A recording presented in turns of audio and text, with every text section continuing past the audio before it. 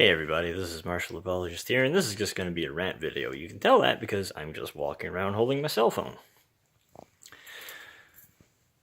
So there was a march, several of them, in the US and in Canada, and probably in other places too, I'm not really sure where all, concerning gun control and the like. Gun violence and so forth is a legitimate problem in the world at large. Violence in general is a problem in the world at large, always has been and always will be. But in particular, they want, apparently, to do something. Won't someone please think of the children style about gun violence in the US? And I'm not going to get into a lot of statistics. I'm not going to get into a lot of high level, intellectual debate reasons about the matter and how I feel about it. This is mostly just going to be me getting a little bit of stuff off my chest. First of all, I don't know why anybody outside of the US really... I understand if you have an opinion about gun laws in the US. I have opinions about countries outside of the US. But I would never go to a rally for it, because that seems really strange. It's almost like you feel like your voice... You feel entitled that your voice should be listened to concerning the laws of another country. In the way that the lawmakers should listen to you. And if you don't think the lawmakers should listen to you, then I'm not really sure why you're wasting your time. I mean, sure, throw something on Twitter or whatever, but at the point that you're wasting hours of your day, at a rally or some such, for laws in a country that you're not a constituent of. I don't understand. I don't like that Count Dankula went to, or is going to, go to jail for a stupid joke. One that I didn't particularly think was all that funny, but my opinion doesn't really matter on that. Point is, you shouldn't go to jail for such a thing. But I'm not going to be writing the British Parliament and so forth. I'm not going to be having a rally here for it. It wouldn't do anything. So I don't know why that happened, but fine. You got a right to express your opinion on the matter. I guess you can do it in a useless fashion if you so choose. Whatever. It's just confusing for me. The next up thing is that the single most annoying thing to me about almost everybody I saw on every conceivable video concerning gun violence, every single sign they held up and everything, are the people who obviously have no clue what they're talking about. They don't know anything about guns. They don't know any gun violence statistics other than, the two that they maybe have heard in their life in the media. They know very little about the mechanics of a gun. They don't know anything about how to shoot one.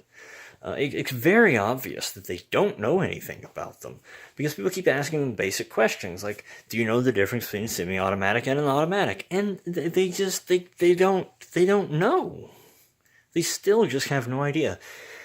They don't know what gun laws are in place. They think anybody can buy a gun. That's not true. They think anybody can buy fully automatic guns. That's not true.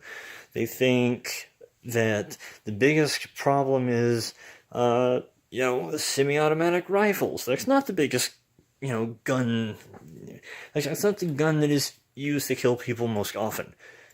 It is, in fact, a handgun. A semi-automatic handgun by far kills more people. They don't know anything, and they expect to be heard. To me, this is honestly like somebody who has no idea what it takes to bring electricity to houses. But they want to go out and they want to have a rally about, what kind of sources of energy we use. And honestly, that happens a lot too, frankly, and that is also very annoying for me. They're like, why don't we only just use solar? Well, it doesn't work that well. Maybe one day, but at the moment, no. They want to know why we don't do all these different kinds of things. It's like, okay, fine, Google it. Look up why. Ask somebody. It's not that hard. You can just ask a physicist. How much energy is contained into this? No. You can ask a gun owner what it's like to shoot a gun. High-capacity magazines, they want those banned. Great, okay, fine. now I have 2 magazines instead of 1 high-capacity magazine. I mean, I can kind of see high-capacity magazines for, like, shotguns being kind of a thing, because it actually takes... I mean, not really, actually, because you can still just get another magazine that you've already preloaded. I don't understand. People seem to think it takes like 5 minutes to change out a magazine or something. No, it's like 3 seconds tops. 3 seconds in a, say, 5-minute long shooting spree is not going to lower the death toll substantially. It's just they have no clue what they're talking about, and they seem to think that it's going to prevent these kind of murders, and it won't. There's no reason to think that it will. Absolutely none. Another problem that I have with these people the problem is that I understand you want to prevent people from being murdered. But at the same time, we already know that lowballing it, at a bare minimum, if you're going to talk about gun murders versus crimes prevented with guns, not necessarily murders, but maybe. We don't know because the crime was prevented. We don't know how far it got. We know that there are multiple times as many crimes prevented with guns than are committed with guns in the U.S. And the number isn't, it's not even somewhat close. It's not even like 1/3 to 2/3. It's like, I think lowballing it, they figured it was like at least 10 times. And people are like, yeah, but there's 30,000 gun deaths, not 10,000, and there's at least 100,000 crimes prevented. Well, that would still be on my side, fine, but like 2/3 of gun deaths in the U.S. are suicides. Yeah, it's a problem that people are committing suicide, but I don't really think the efficacy of, the attempt is necessarily the problem. I think the problem is that people are wanting to commit suicide. Shouldn't that really be the focus? Libertarian as I am, I'm fine with the government looking into why people want to kill themselves so much. Seems reasonable. When, overwhelmingly more people commit suicide than are murdered in your country, perhaps you should start with looking at the suicide rate and trying to do something about that instead. That makes sense to me. I'm fine with that. That is only kind of like on the edge of a governmental responsibility, but sure, let them do that. And lastly, the biggest problem that I have is that these people want to take away people's rights to have guns. Mostly with a mistaken idea as to why that right is granted or protected by the Constitution. Anyway, it's not granted by the Constitution, it just is. And then the Constitution protects it. But why that even exists in the form of the Second Amendment, most people have no clue about. But aside from that, they want to take away that protection of that right. And they don't actually seem to want to deal with why these murders are happening. It's just like the suicide thing. They want to take away the tool of the suicide committing person, but they don't seem to really care all that much about why they're committing suicide in the first place. This is absurd to me. I mean, I have a perfect solution. If you don't mind taking away people's freedom in order to secure people's lives, all we have to do is turn every Western nation into what is effectively a prison camp. And then no one will murder anyone except perhaps the government. Democide will go up like astronomically, but everybody else will be fine. You're just not allowed to have anything. And then no one will murder anybody. And if you're just not allowed to have, you could lock the whole world up in a padded room or nuke the whole planet, and then no one will have any more problems. That seems like kind of a bad solution. So, we kind of ratchet it down a little bit because the solution seems worse than the problem. I don't think that the solution of banning all the guns or even banning certain types of guns or anything of that nature is really a better solution than the problem. But no one's doing a cost-benefit analysis on this. No one's even considering that on the gun control side. On any level. They swear up and down. No, you just don't care about kids. You're okay with some kids being murdered so long as you keep your gun. No, that's not the issue. The issue is you don't care about people protecting themselves from murderers. You don't care about the kids that are murdered who wouldn't have been if their parents had been able to protect them. See, the moral argument can be used either way on that. The difference is that way more crime is stopped with guns than are committed with it. So, in reality, probably way more people will be murdered by criminals if you get rid of the guns. There's just no good reason to think otherwise. Oh yeah, murder rates went down in other countries when they implemented stronger gun controls. Yeah, by roughly the same rate that murder went down in the US when we didn't implement those kinds of controls. So what? Society's just become overall slightly less violent, but the few people that are violent that remain are really horrifically violent.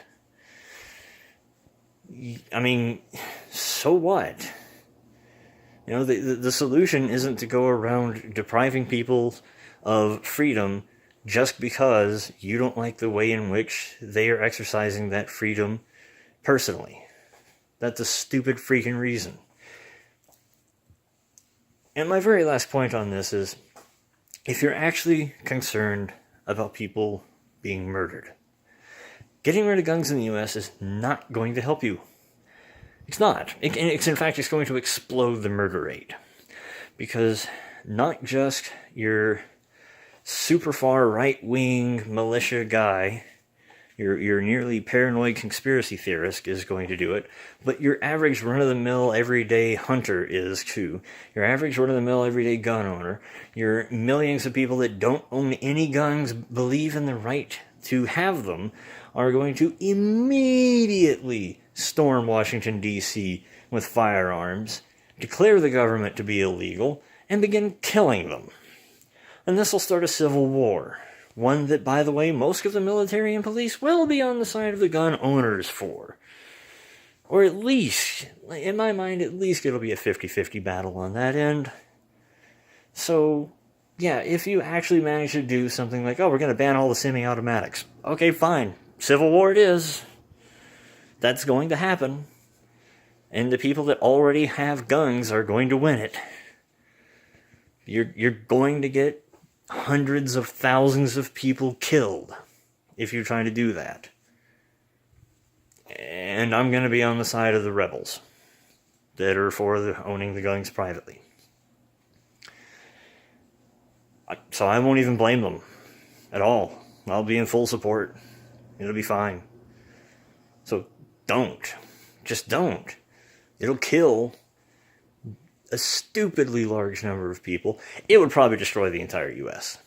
Honestly, the whole country would probably just cease to be.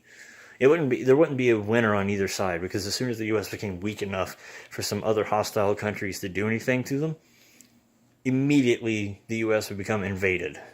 The minute the population started to dwindle massively, and the military became weak enough that they couldn't defend against foreign invaders, it would be invaded by foreigners. The whole country would be took over by a brutal dictator.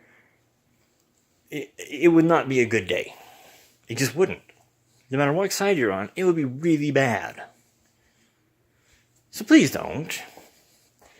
I don't suspect it will.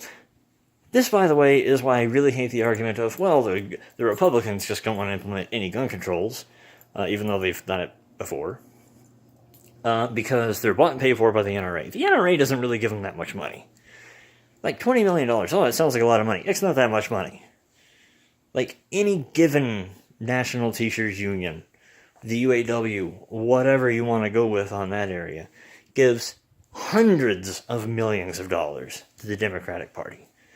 Oil companies give hundreds of millions of dollars to the GOP. $20 million ain't that much money.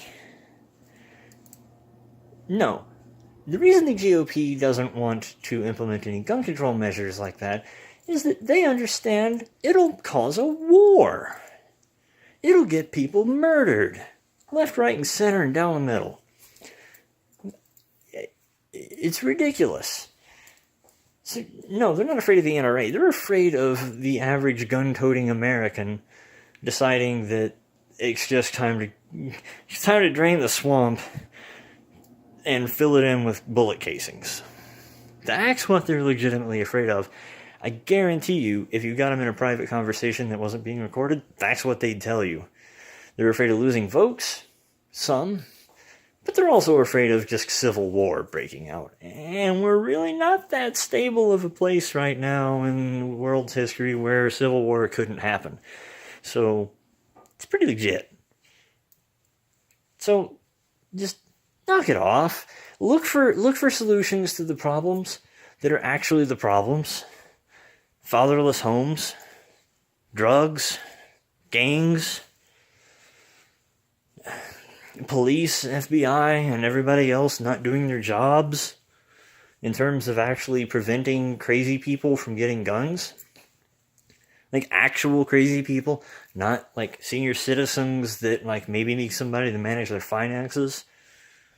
Because that was actually a thing. People were like, they want mentally ill people to get guns. No, they just want senior citizens that need somebody to manage their finances to be able to keep their guns. That's all they're just trying to protect those people's Second Amendment rights. That was all that whole hullabaloo a couple of years ago was about. But the media had to spin it because the media lies. And if you don't think the media lies, then you aren't paying any attention, so please stop voting. Stop voicing your opinion, stop voting, stop protesting, sit down, read a few statistics here and there, listen to the other side of the debate for a couple of minutes, use your reason, use your logic, figure out human nature and what people will likely do if you do something in response. And then get back to the table when you actually have some kind of a clue what you're talking about. And then, you know what, if you do that, I will be happy to listen to you. I may yet still disagree with you, but if you at least show that you have done that, I will be fine with at least having a reasonable debate with you.